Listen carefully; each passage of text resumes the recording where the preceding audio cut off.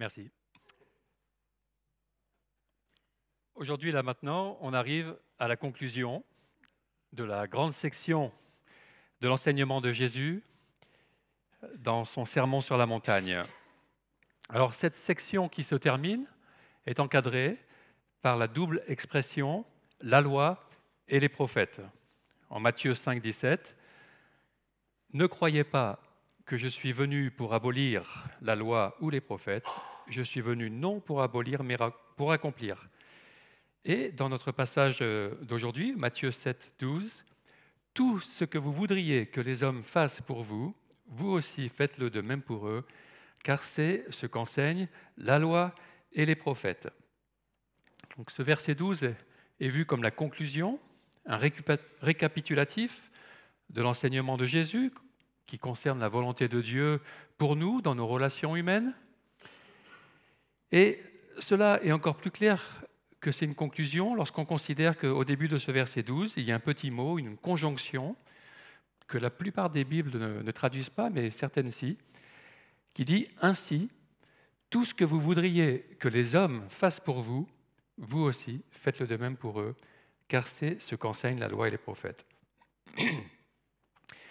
Alors ce verset pourrait être seulement la conclusion des quelques versets précédents, qui encouragent à avoir la même générosité que notre Père Céleste, ou juste avant, de ne pas juger les autres comme nous, on n'aimerait pas être jugés. Voilà.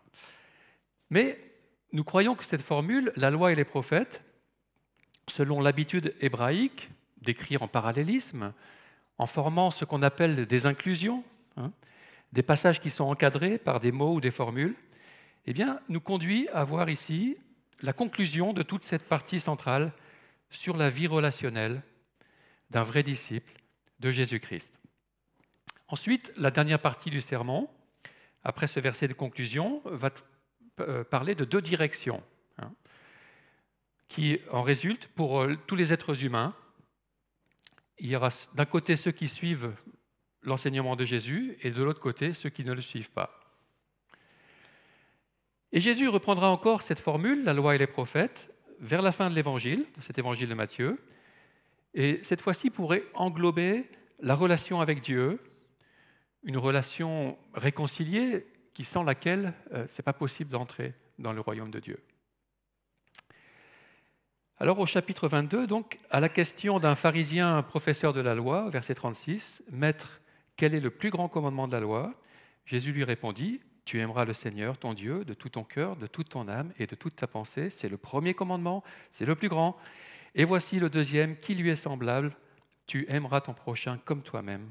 De ces deux commandements dépendent toute la loi et les prophètes. » Et donc cette expression, la loi et les prophètes, englobe tout l'Ancien Testament.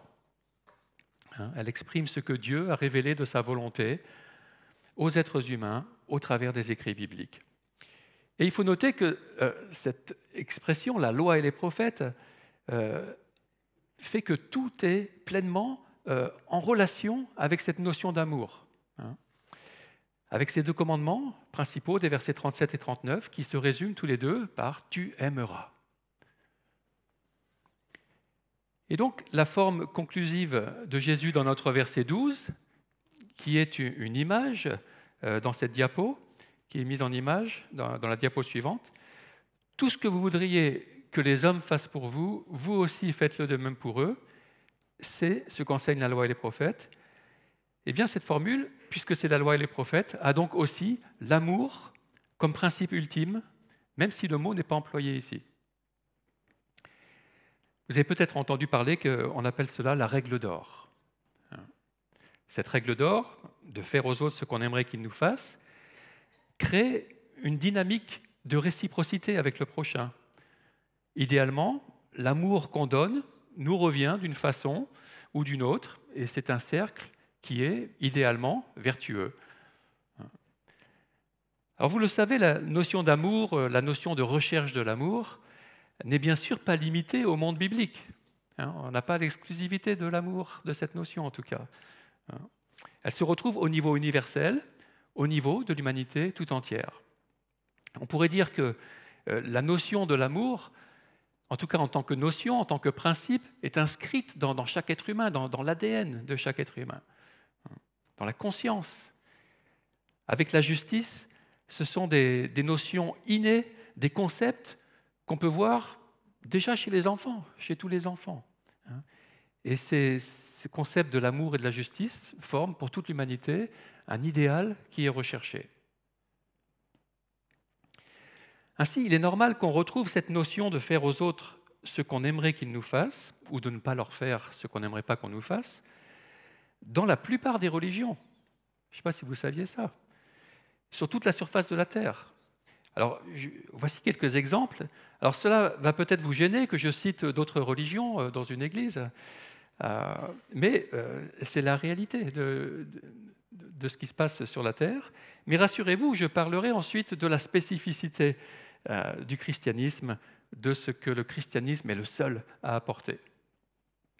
Alors, dans l'hindouisme, on voit cette citation « Voici l'essence du devoir, ne fais pas aux autres ce qui te ferait souffrir si on te le faisait. » Donc c'est dans un texte qui est la Mahabharata, un texte qu'on estime avoir été écrit entre le XVIIIe et le IIe siècle avant Jésus-Christ. Dans le zoroastrisme, il est dit « Ne fais pas aux autres ce qui te blesserait toi-même ». Dans le Shayast Nashayast, voilà, entre le XVe et le VIIIe siècle avant Jésus-Christ. Dans le judaïsme et donc le christianisme, parce qu'on a le même premier testament, tu aimeras ton prochain comme toi-même. Alors ça, c'est la formule la plus concise, voilà. Et donc c'est Dieu qui parle dans le Lévitique. Alors c'est un texte qui est... Tu peux revenir à la précédente, le judaïsme. Voilà. Pardon, tu étais déjà. C'est un texte qui est estimé être donné par Moïse, donc vers le XVe siècle avant Jésus-Christ. Et puis peut-être que la dernière rédaction du texte s'est faite vers le Ve siècle avant Jésus-Christ. Dans le bouddhisme, il est dit, donc la prochaine diapo, voilà, ne traite pas les autres d'une façon que tu trouves toi-même blessante. C'est Bouddha qui est censé l'avoir dit dans l'Udana-varga, voilà, environ vers le VIe siècle avant Jésus-Christ. Dans le jaïnisme, on devrait considérer toute créature comme nous nous considérons nous-mêmes. Dans le confucianisme, ce que tu ne désires pas, ne l'applique pas aux autres. Dans le judaïsme rabbinique, ce qui est détestable à tes yeux, ne le fais pas à ton prochain. C'est toute la Torah, donc la loi, et le reste est son explication. Donc ce serait dit par Hillel en 70, entre 70 et 8 après Jésus-Christ, et qui est rapporté dans le Talmud. Et ensuite, enfin, l'islam. Nul d'entre vous n'est véritablement croyant tant qu'il ne désire pas pour les autres ce qu'il désire pour lui-même. Alors ce principe ne vient pas explicitement du Coran, c'est dans un hadith, c'est-à-dire dans des choses que Mahomet aurait dites et qui sont rapportées plus tard dans d'autres textes. Alors en dehors des religions, on a fait un peu un panorama des religions, mais en dehors des religions, on voit encore Isocrate, un professeur de rhétorique de la Grèce antique du IVe siècle avant Jésus-Christ, qui écrit dans Nicoclès à ces sujets « Ne faites point éprouver aux autres ce qui, de leur part, excite votre colère, ou ce qui, venant de leur part, exciterait votre colère. » Et enfin, Sénèque, un homme d'État et philosophe romain du 1er siècle, « Donnons comme nous voudrions qu'on nous donnât. » Que peut-on déduire de tout cela, de ce constat, de cette notion universelle de désir, de réciprocité, de justice, ou en tout cas de ce qui devrait être juste dans les relations humaines? Eh bien, nous en déduisons que Dieu, qui est à la base de l'humanité, Dieu qui est amour, qui a créé l'humanité pour lui ressembler, pour être son image sur la terre, eh bien que ces notions viennent de lui, qu'elles sont donc intrinsèques à l'être humain, inhérentes à l'humanité, en tout cas, comme quelque chose qui est fondamental dans les fondements de la personne humaine. Et c'est pour cela que chaque être humain, s'il cherche bien au fond de sa conscience, il porte cette notion de réciprocité dans toutes les religions, même euh, en dehors des religions, de ce que devrait être l'amour de ce qui est juste, et même chez les non-croyants, hein, ou chez des personnes qui sont simplement humanistes. Elles peuvent agir avec empathie, elles peuvent approuver ce principe de réciprocité qu'on vient de voir et de justice, même sans réaliser que cela leur vient du Créateur. Il est donc aussi approprié que ce qu'on appelle la règle d'or se retrouve ainsi illustré par un grand tableau qu'on voit au siège des Nations Unies à New York, dans le bâtiment des conférences. C'est une mosaïque en verre de Murano qui est inspirée d'une peinture du célèbre artiste américain Norman Rockwell et qui représente avec dignité et respect des personnes de toute race, croyances et couleur de peau, et qui aborde le thème des droits de l'homme. Alors dans le gros plan suivant, on voit que la règle d'or est inscrite en anglais, en lettres d'or, sur la surface de la mosaïque. Alors on ne voit pas très bien, le projecteur il est en train de perdre un peu de luminosité là. Hein, do unto others as you would have them do unto you. Mais c'est bien beau que ça soit écrit comme ça dans les Nations Unies, mais le fait est que les êtres humains n'agissent pas toujours, pour le moins, selon ce principe universel, c'est le moins qu'on puisse dire. Et cela montre que quelque chose s'est passé, hein, quelque chose qui a abîmé ce fondement divin de justice et d'amour réciproque, au point que son application se limite le plus souvent à un cercle restreint, voire même se limite à soi-même.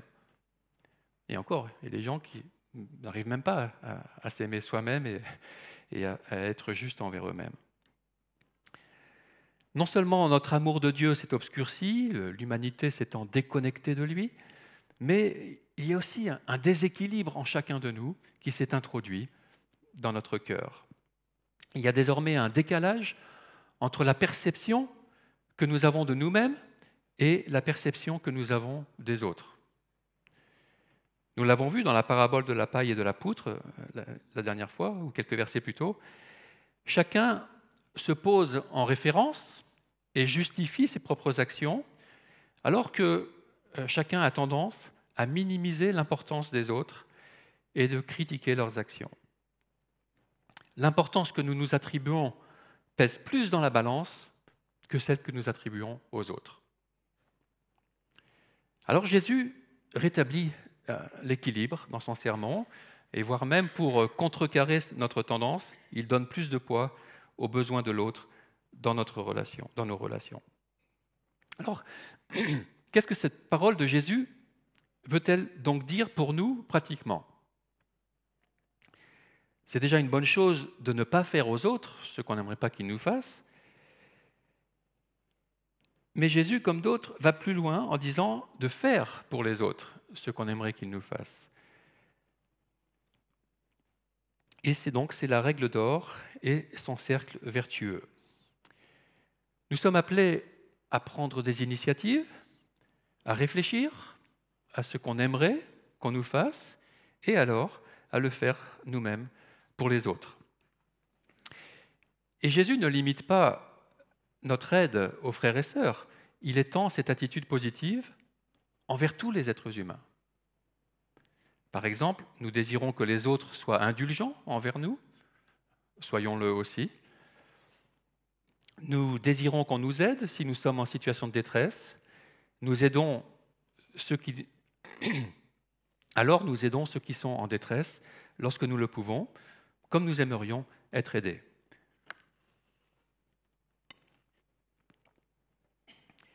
Bien sûr, aucun d'entre nous n'arrive à faire cela parfaitement. En tout cas, jamais d'une façon systématique, jamais d'une façon globale. On ne peut pas agir ainsi envers tous les êtres humains qui sont sur la Terre. Mais on peut avancer dans cette direction en gardant cette règle comme un étalon de nos actions. On peut déjà apprendre à vivre cela avec ceux qui nous entourent, avec aussi quelques personnes qui sont au loin. Qu'est-ce que donc je voudrais encore que les autres fassent pour moi, ce que vous voulez que les hommes fassent pour vous, ce que vous voudriez. Alors si je reprends la section centrale du sermon sur la montagne de Jésus, dans nos relations, il donne cela d'une façon très pratique et cela devient évident. Par exemple, je ne voudrais pas qu'on se mette en colère contre moi sans raison, ni qu'on me traite d'imbécile, alors je ne le fais pas pour les autres. Je voudrais que les autres reconnaissent leurs torts et demandent pardon, alors je reconnais mes torts aux autres et je leur demande pardon. Je ne voudrais pas qu'on convoite mon conjoint, alors je ne convoite pas les conjoints des autres. Je n'aimerais pas que mon conjoint divorce de moi, donc je ne divorce pas non plus. J'aimerais qu'il m'aime, alors je l'aime. Je souhaite que les autres tiennent leur parole, alors je tiens la mienne. Je n'aime pas que le mal que je fais me soit rendu, alors je ne rends pas le mal qu'on me fait. Je cherche même à aimer mes ennemis et à prier pour ceux qui me persécutent, parce que j'aimerais qu'ils aient cette attitude envers moi, si c'était dans l'autre sens, si j'étais leur ennemi. Je n'aime pas lorsque les autres sont hypocrites à mon égard, alors je n'agis pas en hypocrite envers eux. Je n'aime pas qu'on me juge en me regardant de haut, alors je ne juge pas les autres en les regardant de haut.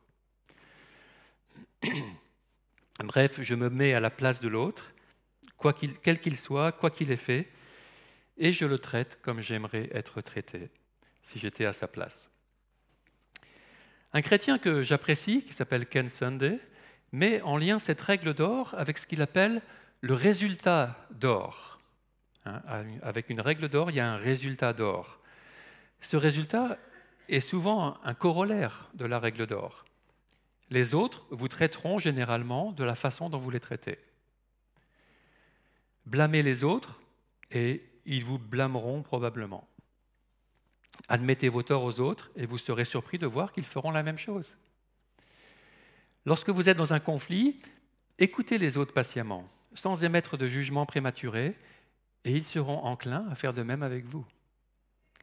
Cela améliorera la compréhension mutuelle et augmentera la possibilité de résolution du conflit.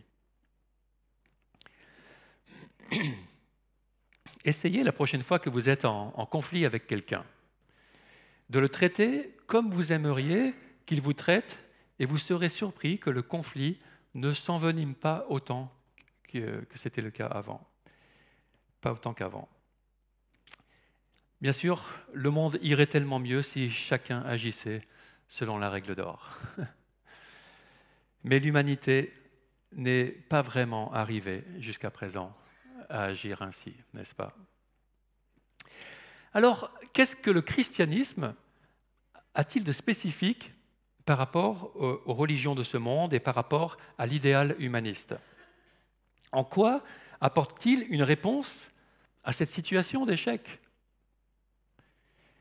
Au-delà de la dimension universelle de cette règle d'or, de cette recherche d'amour et de justice, l'enseignement de Jésus se démarque de tous les autres sur 3 points capitaux, 3 points qui conduisent dans la seule solution pour que le monde puisse vraiment vivre selon sa conscience enfouie et qui vient de Dieu, l'amour de l'ennemi, l'amour du Père céleste et le don de Jésus-Christ. Alors, premièrement, on sait que Jésus va plus loin que la plupart, sinon tous, en demandant que nous aimions même nos ennemis. Rares dans l'histoire humaine sont ceux qui ont encouragé à aimer les ennemis. Certains l'ont fait, mais dans un but intéressé pour qu'un bien personnel en revienne, comme le philosophe et politique de la Grèce antique Cléobule, qui dira au VIe siècle avant Jésus-Christ « Faites du bien à vos amis pour vous les attacher davantage, et à vos ennemis pour en faire des amis. » Alors Jésus lui demande de faire du bien indépendamment du retour envisagé, même à l'ennemi qui nous rend du mal, même à celui qui va nous haïr davantage.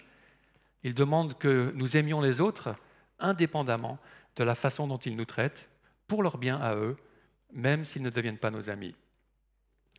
Le pardon que les chrétiens accordent ainsi à leurs ennemis étonne toujours. Par exemple, j'ai appris récemment Mais il y a des exemples qui seront encore pires que celui-ci, mais bon, c'est un exemple pratique que j'ai entendu récemment, d'une famille de missionnaires au Pakistan, qui s'appelle les Larson. Ils s'étaient fait brûler leur voiture, détruire leurs meubles, tout leur équipement, ils s'étaient fait faire tout détruire par une foule en colère. Mais cette famille décida de pardonner à ceux qui avaient organisé cette destruction et cette violence, donc dans une province du Pakistan. C'était dans le cadre d'un conflit qui avait eu international, etc. Ils avaient été, pris pour cible parce qu'ils représentaient à l'époque les États-Unis, mais en même temps ils étaient même canadiens, mais enfin bon, voilà. En tout cas, eux, ils ont reçu cette violence, et leurs voisins musulmans qui avaient assisté à cela et qui se demandaient eh bien comment ils allaient réagir, ils furent vraiment surpris par leur attitude et dirent ensuite au père, Monsieur Larson, nous voyons maintenant la différence entre vous et nous. Lorsque nous sommes traités injustement, nous cherchons à nous venger. Mais vous, vous avez pardonné. Et le père leur répondit, c'est ce que Christ nous a commandé de faire. Et après cela, ils purent rester en paix dans la région pendant de nombreuses années et voir du fruit dans leur ministère. L'amour de l'ennemi est marquant parce qu'il a quelque chose de surnaturel, quelque chose qui nous vient d'en haut. Ainsi avait dit Jésus en Matthieu 5, 43, « Vous avez appris qu'il a été dit, tu aimeras ton prochain et tu détesteras ton ennemi. Mais moi je vous dis, aimez vos ennemis et priez pour ceux qui vous persécutent, afin d'être les fils de votre Père céleste. » Et c'est justement notre deuxième point, l'amour du Père céleste. Alors, l'amour du Père céleste peut être compris comme l'amour que le Père céleste a pour nous, mais aussi comme l'amour que nous avons pour le Père céleste. Et on va commencer par ça, par l'amour que nous devons avoir pour notre Père céleste. Lorsque, en Matthieu 7, 12, Jésus dit « Tout ce que vous voudriez que les hommes fassent pour vous, vous aussi faites-le de même pour eux, car c'est ce qu'enseignent la loi et les prophètes. » Bien, cela ne veut pas dire que c'est tout ce qu'enseignent la loi et les prophètes. Nous avons vu qu'il dit au chapitre 22, verset 37, « Tu aimeras le Seigneur ton Dieu, tu aimeras ton prochain comme toi-même. » De ces deux commandements dépendent toute la loi et les prophètes. Pour Jésus, on ne peut pas dissocier l'amour du prochain, la règle d'or, et l'amour de Dieu. Et surtout, l'amour du Père céleste ne va pas, bien sûr, que dans notre sens envers lui. Bien plus important est que son amour précède le nôtre. Son amour envers nous.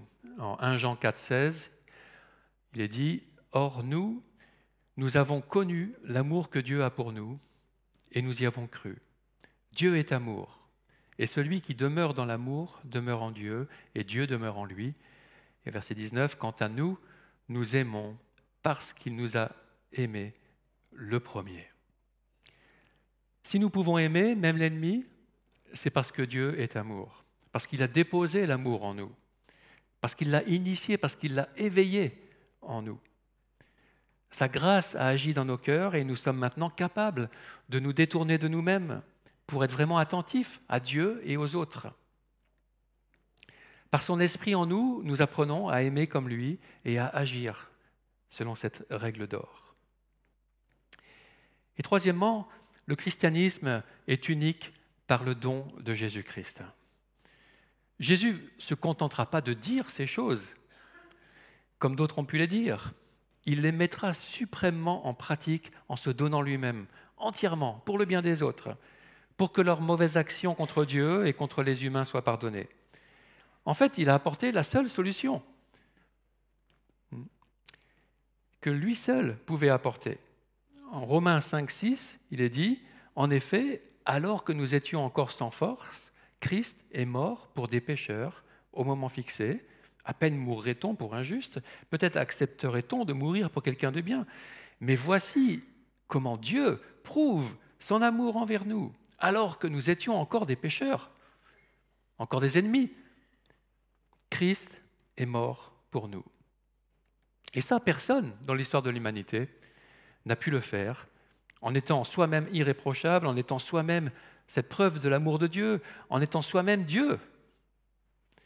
Dieu qui rend possible la réconciliation avec lui-même, avec les humains. Seul Jésus-Christ pouvait réaliser cela, et la première lettre de Paul à Timothée dit ainsi, chapitre 2, verset 5, « En effet, il y a un seul Dieu, et il y a aussi un seul médiateur entre Dieu et les hommes, un homme, Jésus-Christ, qui s'est donné lui-même en rançon pour tous. » Alors c'est pourquoi Jésus enchaîne dans notre passage d'aujourd'hui avec ces derniers versets, qui seront les derniers de notre exposition aujourd'hui, au verset 13 de Matthieu 7. « Entrez par la porte étroite, en effet large est la porte, spacieux le chemin menant à la perdition, et il y en a beaucoup qui entrent par là. Mais étroite est la porte, resserré le chemin menant à la vie, et il y en a peu qui les trouvent. » Les auditeurs de Jésus ont pu penser d'abord que cette porte étroite, ce chemin resserré, était cette règle d'or qu'on vient de voir, ainsi que leur attitude face à Dieu. Et donc, ça serait quelque chose à faire pour pouvoir entrer dans cette porte, par cette porte, pour accéder à la vie. Mais en fin de compte, la loi et les prophètes, avec les œuvres qu'ils demandent, comme de faire aux autres ce qu'on voudrait qu'ils nous fassent, ne font en fin de compte que montrer notre faillite, la faillite de l'humanité dans leurs pratiques. Personne n'est arrivé à pratiquer parfaitement la loi de l'amour, chacun se retrouvant sous la condamnation de la loi et des prophètes. Parce que tous les humains ont péché dans leur relation avec Dieu et avec les autres. Alors Jésus donc n'est pas en train de dire ici que le chemin menant à la vie éternelle, dépend de nos capacités humaines et de nos efforts. Les disciples étaient en train de recevoir un enseignement, une révélation progressive qui culminerait à la mort et à la résurrection de Jésus-Christ. Après cela, ils comprendront ce que Jésus leur dira plus tard dans l'évangile de Jean, qu'il est lui-même la porte par laquelle il faut entrer, je suis la porte, en Jean 10,6, qu'il est lui-même le chemin et la vie. Cela parce que non seulement il est le seul à avoir vécu la loi et les prophètes à la perfection, mais aussi parce qu'il est le seul à avoir porté les péchés de l'humanité en son corps, sur la croix, pour que tous ceux qui placent en lui leur foi puissent se retrouver pardonnés. Dans nos versets 13 et 14 de Matthieu 7, le choix pour chacun entre la vie et la perdition est donc déterminé par la position qu'il adopte en fonction de Jésus-Christ, vis-à-vis de Jésus-Christ et de son enseignement. La porte large et le chemin spacieux sont naturellement empruntés par tous ceux qui ne placent pas leur foi en Jésus et son enseignement. Tout le monde est par défaut sur ces chemins-là. Cette voie est aussi large et spacieuse qu'il y a d'options dans ce monde, mais toutes ces options sont des choix humains, des choix qui n'apportent pas la solution. Puisqu'ils ne choisissent pas la seule voie que Dieu a pourvue pour le rejoindre, pour rejoindre sa présence, ils resteront alors loin de lui, loin de sa vie, dans la perdition éternelle.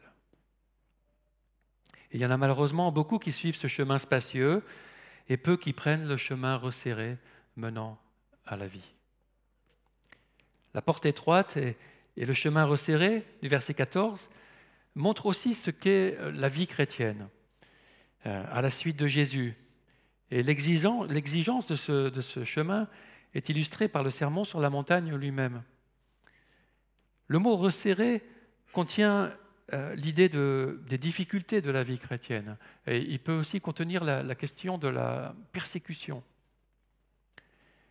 Les chrétiens se dirigent vers un autre monde avec un message exclusif et le monde leur fait savoir qu'il n'apprécie pas ce message.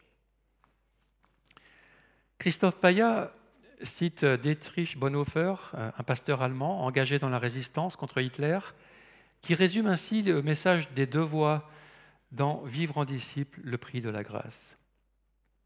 Le chemin de ceux qui suivent Jésus est étroit. On passe facilement devant sans le voir. On le manque facilement, on le perd facilement, même quand on s'y est déjà engagé. Il est difficile à trouver. Le chemin est véritablement étroit et des deux côtés, l'abîme est menaçant. témoigner de la vérité de Jésus, la confesser et cependant aimer l'ennemi de cette vérité, l'ennemi de Jésus et le nôtre, de l'amour inconditionnel de Jésus-Christ. Voilà un chemin étroit. Voir et reconnaître l'autre, être humain dans sa faiblesse, dans son injustice, et ne jamais le juger, voilà un chemin étroit. À chaque instant, on risque de tomber. Mais si je vois Jésus-Christ me précéder pas à pas, si je ne regarde que lui et je le suis pas à pas, je suis protégé sur ce chemin. Si je porte mes regards sur le caractère dangereux de ce que je fais, si je considère le chemin au lieu de considérer celui qui m'y précède lui-même, mon pied trébuche déjà, car lui-même est le chemin. Il est le chemin resserré et la porte étroite. C'est lui qu'il importe de trouver. Si nous savons cela, nous avançons sur le chemin resserré par la porte étroite de la croix de Jésus-Christ vers la vie. Comment le chemin du Fils de Dieu sur la terre pourrait-il donc être un chemin large? Le chemin resserré doit être le bon. Marcher à la suite de Jésus sur le chemin étroit, c'est ce qui s'appelle vivre en disciple de Jésus. C'est mettre en pratique son enseignement et c'est suivre son modèle. Mais il ne nous laisse pas livrer à nous-mêmes pour y arriver. Il nous donne des capacités pour y arriver par son Esprit Saint en nous lorsqu'on se tourne vers lui. Lui seul pouvait ouvrir le chemin et d'y marcher demande un certain effort de notre part, un engagement, de la persévérance. Mais il nous donne ce qu'il faut pour y arriver lorsque nous le lui demandons. Chaque jour, je peux me demander quel chemin je vais suivre. Vais-je prendre le chemin large en suivant la foule? Ou vais-je prendre le chemin resserré en suivant Jésus? Devant chaque choix important, je dois décider si je vais emprunter la porte large de la façon de faire du monde, c'est la plus facile, celle qui offre le moins de résistance, car elle va dans le sens de la chair, sur le chemin de ce que je crois être mon intérêt personnel. Ou alors, si je vais emprunter la porte étroite, en quittant la foule, en prenant ma croix à la suite de Jésus, en me délaissant des choses de ce monde qui sont contre Dieu, en marchant sur le chemin de l'amour de Dieu et de sa volonté. Pour terminer, une petite illustration. Quand nous sommes dans une grande gare, nous ne suivons pas les mouvements de foule pour embarquer dans n'importe quel train, même lorsqu'il y a la confusion, comme actuellement, avec un mouvement de grève. Nous regardons à quelle destination ils se rendent. Nous cherchons alors le panneau qui indique la direction que nous désirons, le quai qui correspond et le train qui s'y rend. Selon Jésus, un seul train mène à la vie éternelle avec Dieu. Et les autres mènent à la perdition. Embarquons dans le bon train avec Jésus. C'est le train de son amour éternel. Amen. Alléluia. On va prier avant de célébrer ce qu'on a vu par la Sainte Seine. Le groupe de louanges peut déjà venir.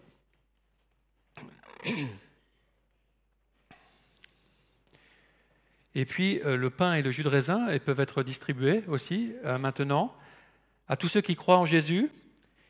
Et nous les avalerons ensuite ensemble en mémoire de Jésus. Pour accompagner cette scène, nous prenons un verset qui illustre aussi ces deux voies de la perdition et de la vie. En Romains 6, 23, « En effet, le salaire du péché, c'est la mort, mais le don gratuit de Dieu, c'est la vie éternelle en Jésus-Christ, notre Seigneur. » Le péché, c'est-à-dire la vie indépendante de Dieu, mène à la mort. Oui, vous pouvez distribuer. Le péché, la vie indépendante de Dieu, mène à la mort parce que nous n'avons pas la vie en nous-mêmes. Dieu a ouvert un chemin de retour à lui à travers le sacrifice de Jésus-Christ. Jésus-Christ qui a pris sur lui la condamnation liée à notre péché en mourant pour nous réconcilier avec Dieu. Dieu a voulu que par notre foi dans le don de Jésus, qui est exécuté à la croix pour nous, nous nous identifions à sa mort, comme si, en lui, nous avions nous-mêmes été exécutés pour notre péché. Et donc par la foi en lui, la foi en son sacrifice, la foi en sa résurrection, nous participons à la justification qu'il a établie. La condamnation que nous méritions, Jésus l'a prise, il l'a détournée sur lui-même. Le salaire de la mort que nos péchés méritaient a déjà été payé en Jésus. Il n'y a plus de condamnation pour ceux qui, par la foi, sont morts par procuration en Jésus. En Jésus, leur condamnation a déjà eu lieu, c'est déjà fait. Sa mort et sa résurrection ont réglé notre ardoise. Nous sommes donc rendus justes, purifiés par lui et acceptés par Dieu. Prions avant de chanter.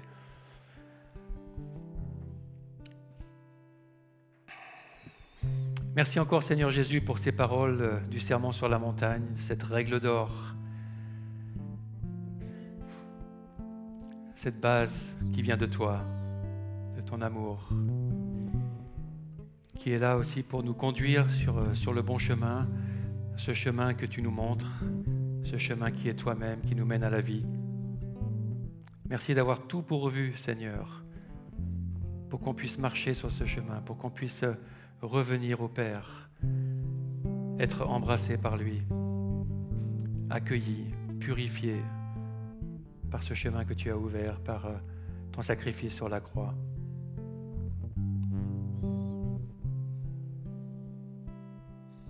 Nous te louons, Seigneur Jésus.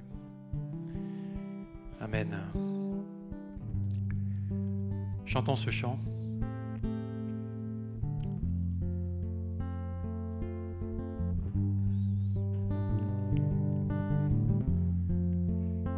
Tu vois quelque chose?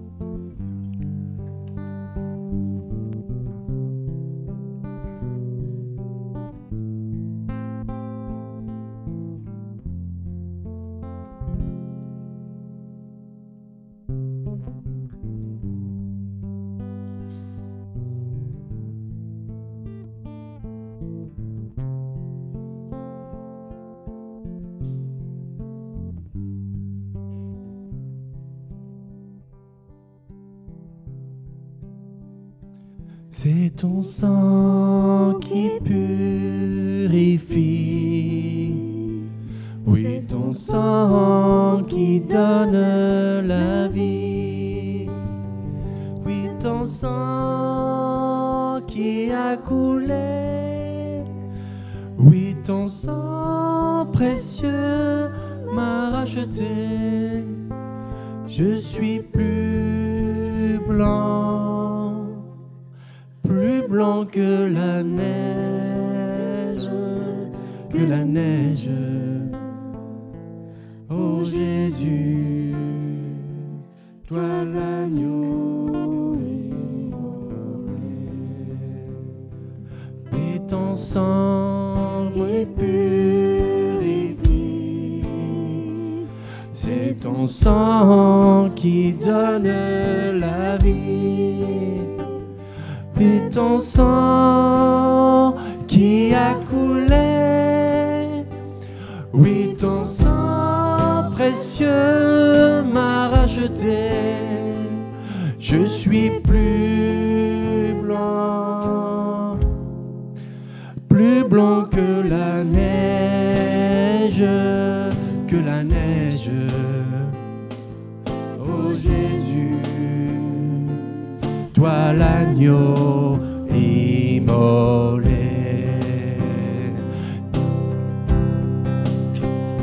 C'est ton sang qui purifie,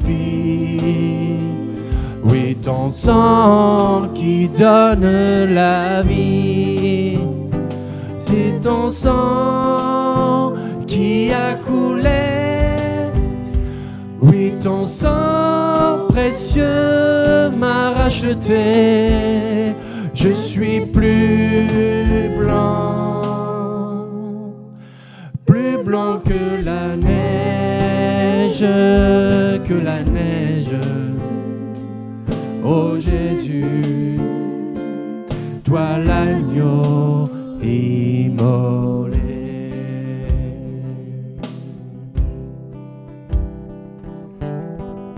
En prenant ce pain et ce jus de raisin, qui symbolisent la mort sur la croix de Jésus pour nous, nous nous rappelons le chemin de la vie éternelle que Dieu nous a ouvert en Jésus-Christ par le don de son corps et de son sang.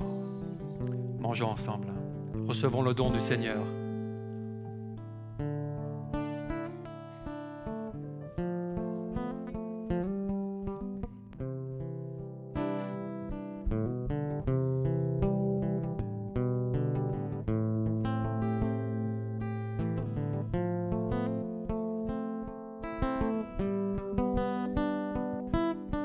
Merci Seigneur d'avoir accepté les souffrances, d'avoir accepté la croix. Pour nous, c'était pas pour toi, tu n'en avais pas besoin. C'est pour chacun de nous, pour prouver l'amour du Père, pour nous qui nous appelle à lui. Merci pour ton sang qui couvre nos péchés, Seigneur. Merci pour ce rappel que nous avons en prenant ce vin, ce jus de raisin. Gloire à toi, Jésus.